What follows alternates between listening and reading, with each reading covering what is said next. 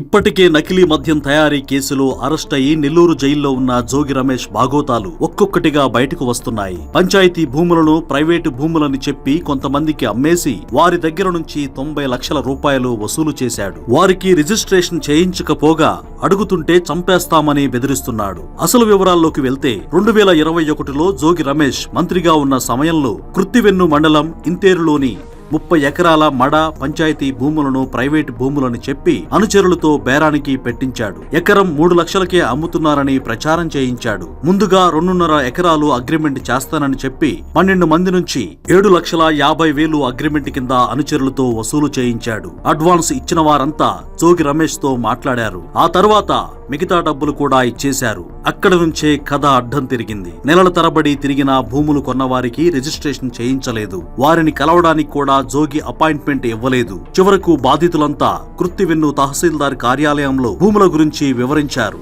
అవి ప్రైవేట్ భూములు కాదని, మడ భూములని తేలడంతో తమ డబ్బులు తిరిగి ఇవ్వాలని జోగి ఆయన అనుచరులను అడిగితే ప్రభుత్వం తమదేనని, డబ్బులు అడిగితే చంపుతామంటూ బెదిరించాడు. దీంతో బాధితులంతా మౌనం వహించి కూటమి ప్రభుత్వం వచ్చిన తర్వాత పోలీసులను ఆశ్రయించారు. ఆధారాలను కూడా అందించడంతో జోగి రమేష్ పై కేసు నమోదు కాబోతోంది.